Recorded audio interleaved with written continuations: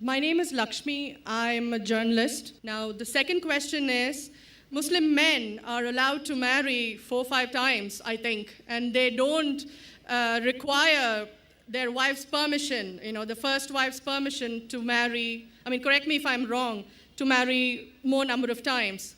So I actually don't see any logic in this because I believe it's one man, one woman.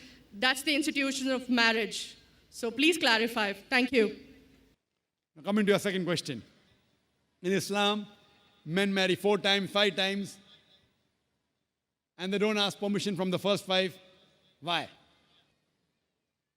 As far as polygyny is concerned, a man having more than one wife, Islam is the only religion, and Quran is the only religious scripture on the face of the earth which says marry only one.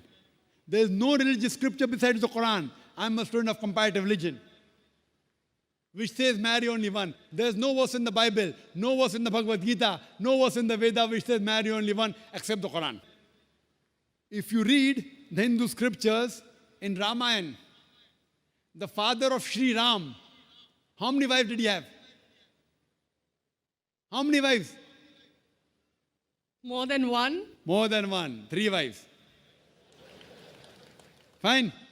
Shri Krishna, according to Mahabharata, how many wives he had? Unlimited. Not unlimited. You don't know your scripture well. No. Did he have 4 wives? No. I have no idea. Not 4, not 100, not 1,000, 16,108 wives. How many wives he had? 16,108. So why can't we Muslims have 4? What's the problem? When Shri Krishna can have 16,108 wives, why can't we have 4?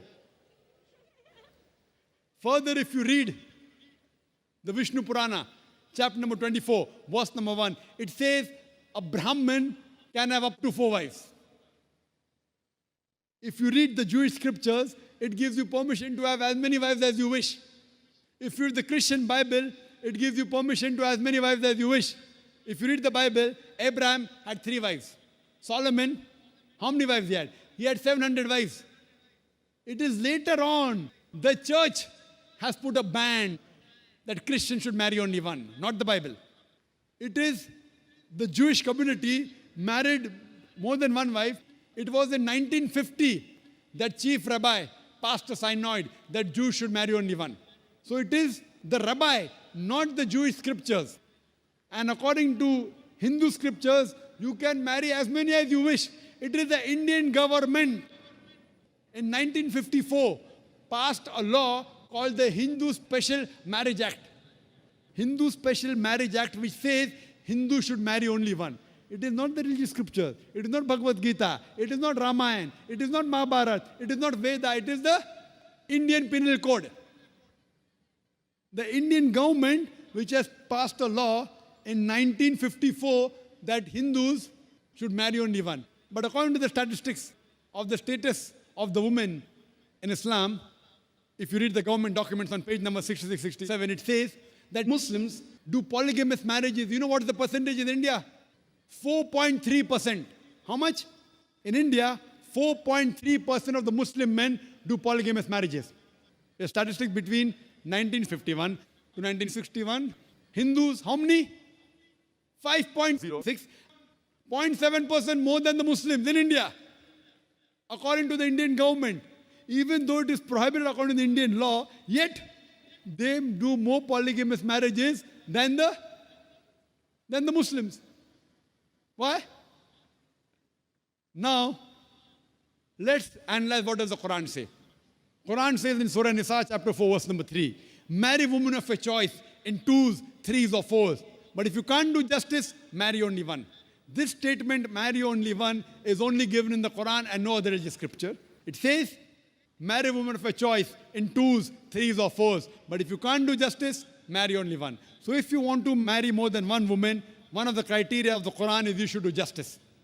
If you can't do justice, you should marry only one. Now, what are the reasons, logical reasons a person can think that why has Islam permitted certain men to have more than one wife. Many non-Muslims think it is fard. It is compulsory for a Muslim man to have more than one woman, to have more than one wife. It's not compulsory, it's optional. It's not fard. It's not compulsory. How many Muslim men do you know who have more than one wife? How many do you know, sister? How many do you know? A few. How many? A few again. Few means 1, 2, 3. How many? Yeah, at least about 3. About 3. Have you heard of Dharminder? Yeah. How many wives he has? 2. Muslim or non-Muslim? Non-Muslim. Non-Muslim. Your previous chief minister, what's the name? Jayalalitha. Yes. Hindu or Muslim? Hindu or Muslim? Hindu. Hindu, fine. Now these are famous personalities. Fine. How many famous personalities you know in India who have got more than one wife? The 3 you know may be locality, fine? Yeah. Local, maybe friend in your neighborhood, maybe your colleague. In India, there are more non-Muslims having more than one wife than the Muslims. Now let us understand what are the logical reasons. Come back to logic now. Now, by nature, if you ask any medical doctor, he will tell you, male and female are born in equal proportion. Girls and boys are born in equal proportion. But any medical doctor, any pediatrician, any children doctor will tell you that the female sex, the female child is stronger than the male child. That's the reason there are more deaths in the male children as compared to female children. So in children's age itself, the female children are much more than the male children. As life grows on, there are people dying due to accidents, due to alcoholism, due to war. There are more males dying as compared to females. Today, if you analyze in the world, there are more females in the world as compared to males. There are few third world countries like India where the male population is more than the female population. And do you know why? The reason is because of female feticide and female infanticide. According to an article, a program which came on BBC by the name Let Her Die, the program was assignment. There was a British reporter by the name of Emily Buchanan. She comes to India and she says that every year in India, more than 1 million fetuses are being aborted after they identified that they're females. She says more than 3,000 every day. You multiply, more than 1 million every year. According to the Tamil Nadu government hospital report, she gives the statistics, out of 10 female born alive, do you know how many are put to death? 4. Sister, did you know that? Tamil Nadu, your state, your beloved state, according to the government statistics, out of 10 females born alive in the government hospital, 4 are put to death. There are billboards put in Rajasthan and here, which says that spend 500 rupees and save 500,000 rupees. You know what does it indicate? Spend 500 rupees, do ultrasonography, do amniocentesis, identify the child you're carrying is a female, abort her, and save 5 lakh rupees, 500,000 rupees. Maybe a couple of 100,000 upbringing her, and the remaining 100,000 in dowry. If you stop this evil practice in India, our beloved country, stop the female infanticide, stop the female feticide. Even in India, the population of female will be more than the male population. If you see the rest of the world, if you see New York alone, there are 1 million females more than males. In USA alone, there are 7.8 million females more than males. In UK alone, there are 4 million females more than males. In Germany alone, there are 5 million females more than males. In Russia alone, there are 9 million females more than males. And God alone knows how many millions of females are more than males throughout the world. Suppose I agree with your philosophy, sister, you said, 1 man, 1 woman. If I agree with you, sister, with your philosophy, 1 man, 1 woman. And suppose my sister happens to be in America, or your sister happens to live in America. And suppose the market is saturated. 1 man, 1 woman, saturated. Yet there will be 7.8 million females who will not find life partners.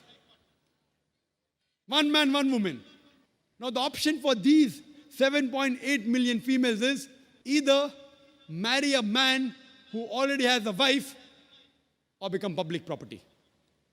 You say, Dr. Zakir Naik, public property, such a harsh word.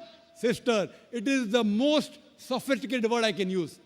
I cannot use a more sophisticated word than public property. According to the Statistics of America, do you know, on an average, a man, before he settles down with a wife, he has 8 different sexual partners. Do you know that? On average, 8. Some may have 1, some may have 10, some may have 20. 8 sexual partners before he settles down with one. So the only option remaining, so if my sister happens to live in America, or if your sister happens to live in America, and the option is given to her, and suppose the market is saturated, every man has found a woman for himself. And unfortunately, if my sister, or if your sister happens to be one of the women who has not found a life partner, the only option for them is either marry a man who already has a wife or become public property. Any modest woman would opt for the first. Sister, what would you opt for your sister? Marrying a man who already has a wife or become public property? My sister's too young to be married, so When she grows up and if she happens to go to America, or if you happen to be in America, third choice. what would you prefer for her? You're the elder sister. Would you prefer her becoming public property or marry a man who already has a wife and get equal rights? In Islam, if you have a second wife, you give equal rights.